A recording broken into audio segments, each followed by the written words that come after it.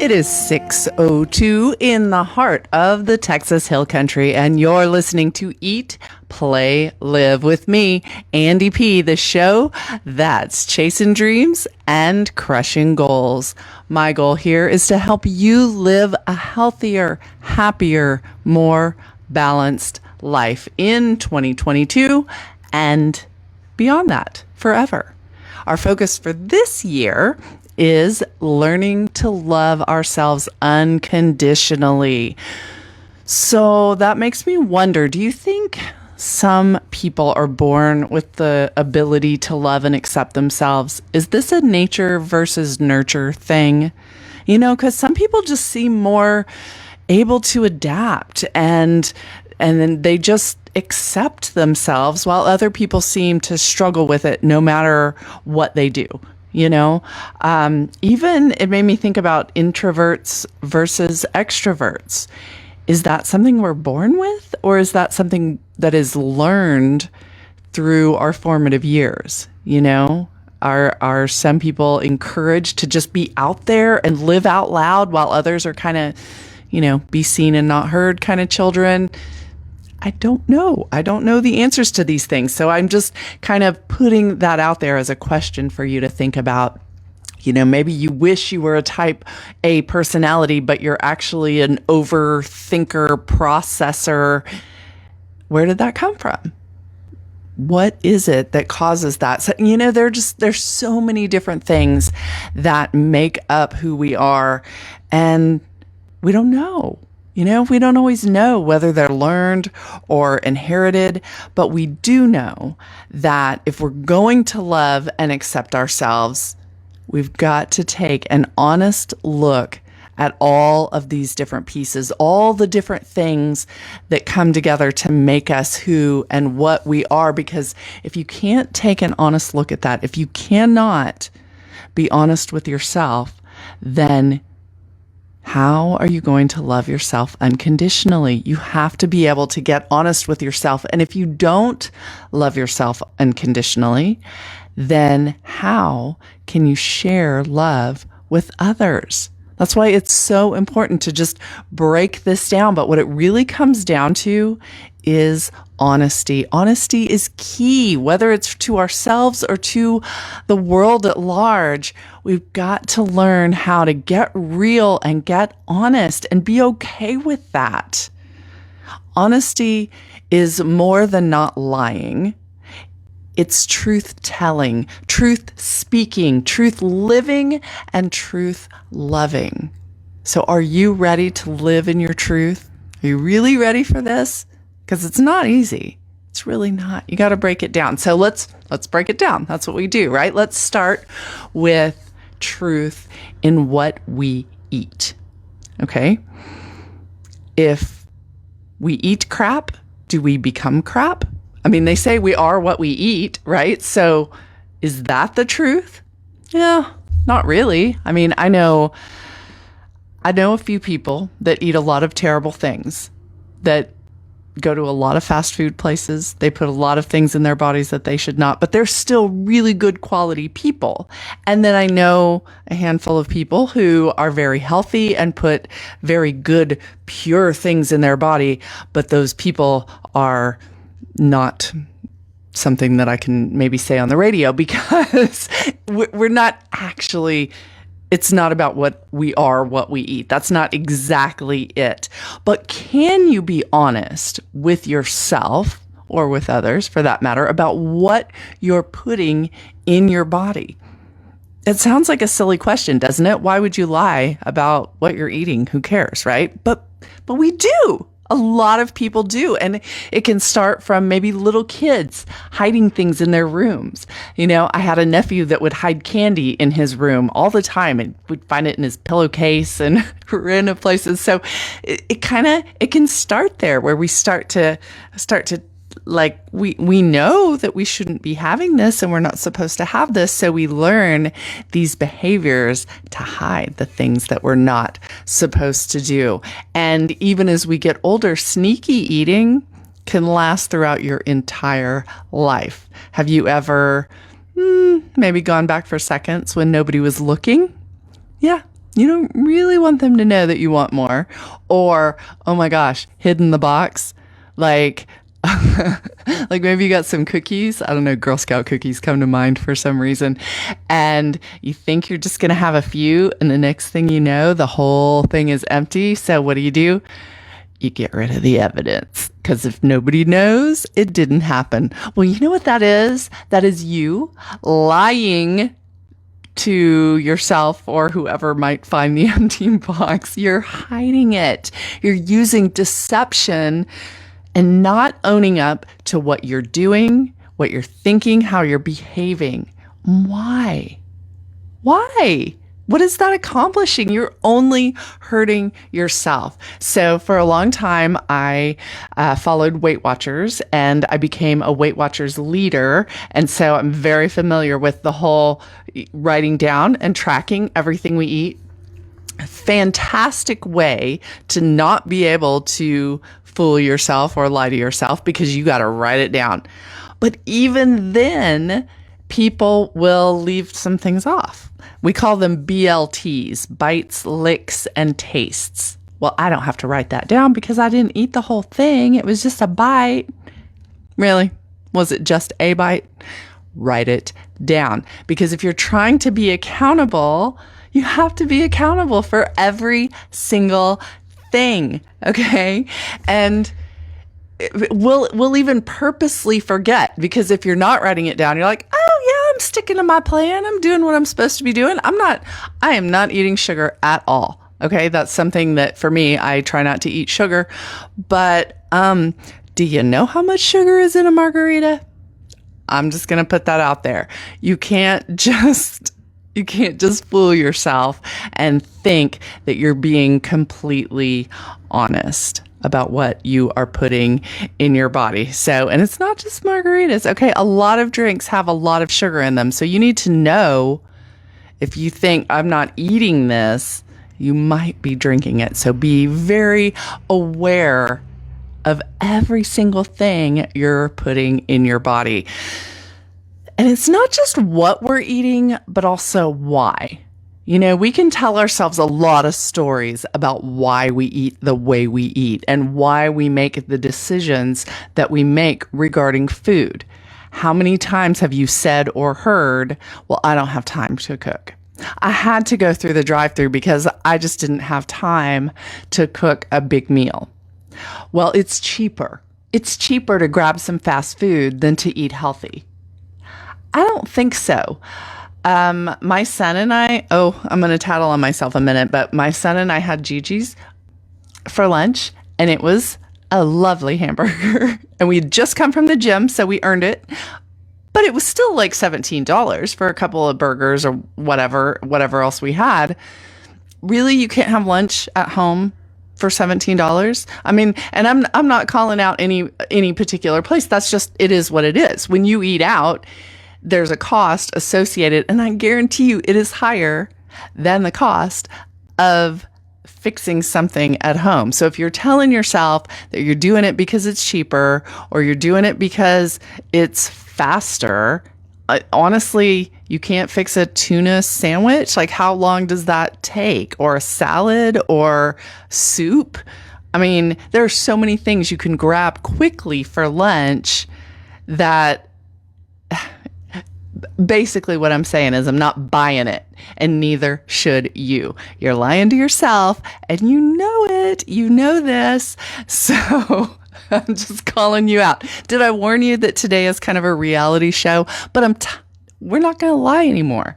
All right. We're going to be honest about what we're doing and why we're doing it, because our goal is to make positive changes, to get healthy, eat healthier, feel better, have a more balanced life, as I say at the start of the show. And the only way to do that in any aspect of our lives is to be honest, right? Okay, here's another excuse. I'm too tired. I'm too tired to mess with that.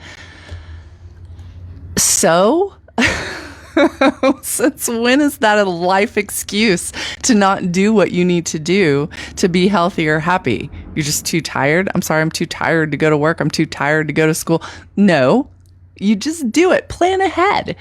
It can be super simple if you plan ahead and you have everything you need ready, then it's easy peasy. So, here's a good one.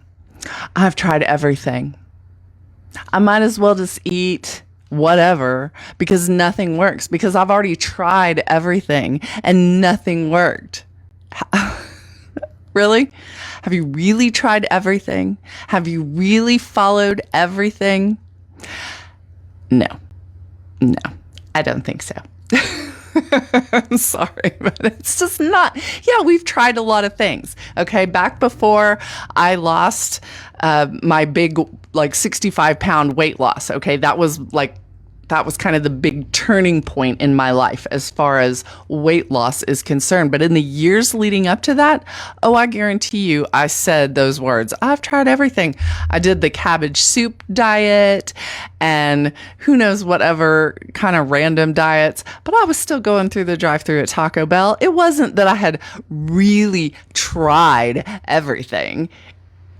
I didn't commit 100% to any one thing. When you finally make that change, that lifestyle change, that is when things will really change. And the only way to do that is by being honest with what you're really doing.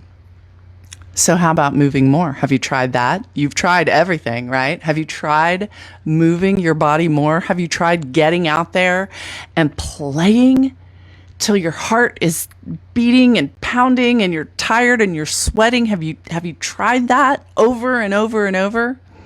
Because if you have, it works. Yeah. So let's back up. I know I'm on a little bit of a soapbox tonight. It's okay. It's okay. We can be real tonight, can't we? So let's start by knowing where we're starting. It's a lot harder to lie to ourselves if we know where our starting point is. So I want you to weigh yourself, take your measurements, and take pictures. Pictures, like set up your camera, put the little timer on it, or get someone who loves you and you feel confident to do this with, and put on maybe a swimsuit and take pictures front, side, and back, and take measurements. Take chest, waist, hips, legs, arms, any place that's a specific trouble spot for you. Write it all down, and bam, you have a starting point. You know where the beginning is, and you cannot lie to yourself about that. And those pictures, let me tell you, they say a picture is worth 1,000 words. Well, those are true words because your pictures don't lie. I know I used to think that I would compare myself to other people. Well, this person is heavier than me, so obviously I'm still okay, because comparatively in my brain, that made sense. And that was a lie that I was telling myself. That didn't even make any sense. I don't know where other people are on their journey, if they've gained weight, lost weight, but I'm still thinking that I'm okay based on where they are. No, you look at those pictures and go, oh, there's no denying what you're looking at right there. And that gives you accountability. And don't feel bad if you've been fooling yourself. Don't feel bad if you need accountability. We all do. We all do. It's so helpful for us to have someone or something that's not letting us get away with any of that nonsense. So I noticed recently I work out over at Kinesio Fit in Mason, and they have a chalkboard, and they wrote down who has been at the gym the most in the last month. Well, I will be on that board next month. I was out of town last month, so I get a pass for that. But next month, I'm going to be on that board because I am competitive as all get out. Well, for me, that kind of stuff works for me. That's accountability for me, is just knowing, somebody's paying attention to whether or not I check in. And maybe that works for you. Maybe you need something more. Maybe you need a buddy system, a friend who you can work out with, or just just trade. Here's what I did today. Here's what you did today. As long as your friend is willing to hold you accountable. And if you don't have a friend that will do that, then get a trainer, pay somebody. I guarantee you they will do it. They will definitely hold your feet to that fire. And, sometimes we need that. In fact, I know so many trainers that I think you should really also get a degree in counseling to be a personal trainer, because you end up like the whole time counseling people. It's not just about how many sets, how many reps, how much weight. No, it's like, why didn't you show up yesterday? What was going on in your life that prevented you from doing what you were supposed to be doing? Why did you eat that thing that you said you weren't going to eat? They completely become counselors. So, hey, if you think about it, if you've been thinking, well, I don't want to pay for a personal trainer, you kind of get a double whammy, because you get somebody to make you work out and a counselor, all for the price of one. So just saying, that's been my experience, what I've seen happening in the gym. So again, now those your weight, okay, the scale, let me warn you, the scale will actually lie to you. So do not base all of your thoughts and energy on what that scale is telling you, because I found, like, for instance, when I was doing Weight Watchers, we weighed in every week, okay, on Wednesday. Well, I could tell if I was really good and perfect that week and I would get on that scale, it wouldn't budge. No, it would show up a week later, maybe 2 weeks later. The scale is weird. There's a lot of things that go on with our bodies. Maybe, you're holding water. Maybe stress can cause you to weigh different. There's so many different factors. So I don't want you to rely solely on the scale. That's why I want you to take the measurements, take the pictures. So you did the baseline. Now every 2 weeks, do it again. Every 2 weeks. Yeah, I know it sounds like a lot, but if you have goals in how you want to look and the progress you want to make, whether you're trying to lose weight, whether you're trying to build muscle, even if you're trying to just maintain where you are, do those things, because then you can't lie to yourself. Maintenance, actually, speaking of trying to maintain, maintenance can be the hardest. You know that? Harder than losing weight, harder than working to build muscle, because so many things go into maintenance. For one thing, nobody tells you how good you're doing. Woohoo! Look at you. You didn't gain any weight. You didn't lose any weight. Nobody says that. Hey, way to go. You look exactly the same.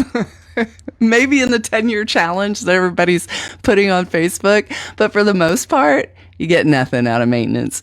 There's no progress. You're just going. And that's okay. We want to get to a place where we're maintaining, but I'm just warning you that it can be a challenge as far as the feedback. You don't get that aspect anymore. So it's easy to get complacent. So that's why I'm saying continue to take the pictures, continue to do the measurements, because otherwise, that little voice that likes to lie to us in our head says, oh yeah, you're maintaining just fine, when maybe not so much. So the fit lifestyle is just that. It is a lifestyle. All right. We want to do these things that will just continue. This isn't a quick fix. This is something that we can continue throughout our lives, because don't you want to play when you get old? Don't you want to be playful in your old age, when you have time, when you don't have kids at home or work to deal with and you're retired and you're chilling? Don't you want to dance with somebody or get in and out of your chair without it being a huge effort? Start playing now, and you can keep playing all the way to the end. And isn't that kind of what it's about? Man, it is never too late to start. Never too late. But no matter what your age, the first step is to be honest with yourself and accept yourself right where you are right now. And that concept, that carries into every part of living. Eat, play, live. That is the show. That is what we're talking about today. And today we're talking about honesty in all those areas. We talked about honesty in what we're eating, honesty in the way we're playing, and honesty in the way we live. So we talk about growth and setting goals for healthier, more balanced, even a more successful life. But if you're not being honest, how do you even know if you're going in the right direction? Or if you have the right people by your side to get where you want to be for this part of your journey? How do you know if you're not being honest? And why do we lie? Why do we do this to ourselves or to others? Well, I'm sure years of research have gone into this, and they don't necessarily have all the answers. But one answer is that it preserves our self-image and our ego. It's all wrapped up in that. And it kind of, I don't know, it's like we have a script in our head of who we are and what our lives are supposed to look like. And then sometimes reality, it just doesn't line up with that script that's in our head. So we kind of willingly misinterpret the situation so that it better matches our expectations. Does that make sense? It's sort of a nice, kind way of saying, oops, I didn't mean to skew the truth. That's that type of lying, right? But what about when it's deliberate? I don't get that. I have a hard time wrapping my head around deliberate deception. I don't understand really what that accomplishes, because again, I think we're desperately trying to hang on to that self-image. We're afraid that if others knew the truth, that they would think less of us, and then we would have to think less of ourselves. Is that possible? Well, this is the thing about learning to love ourselves unconditionally. We don't have to lie. Not to ourselves and not to anyone else, because the reactions of others do not affect our value. I hope you heard that. We all mess up. All of us. We all do things. We all make decisions that hopefully we wish we hadn't. So I'm feeling passionate about this. I've had a couple of situations recently where people have lied, people that I care about. And I find it very confusing. And I actually woke up in the night and my brain is just going, and I'm a sleeper, okay? I do not wake up much in the night. But I woke up and my brain it's like trying to unravel the twists and turns of truth versus reality. It's trying to sort it out because I don't get it.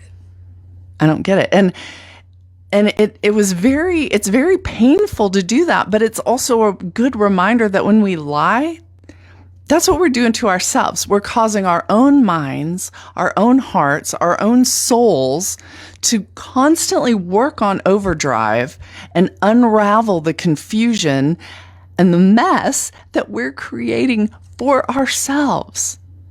Why would we do that? I mean, it might seem easier to lie in the short term to avoid, an awkward or an uncomfortable situation. But our body, mind, and spirit pay the price, as to our relationships. And it's a spiral. So, as with everything, you can get out of this spiral, okay? Ask yourself, what is the one right next thing I can do? One thing.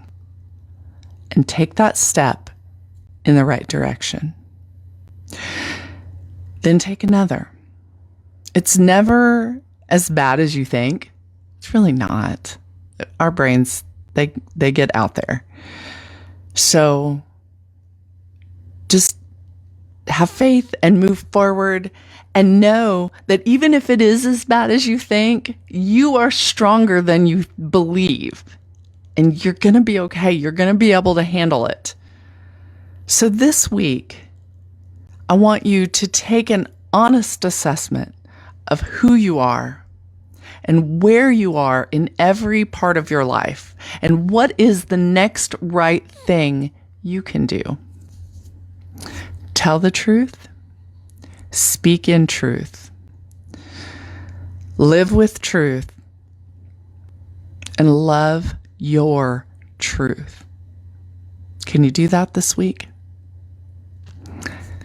I'm Andi P. You've been listening to Eat, Play, Live. I thank you so much for being part of my tribe, for being willing to try to live with honesty, get to know yourself, love yourself unconditionally. Until next week, I encourage you to eat well, play hard, and live the life you love.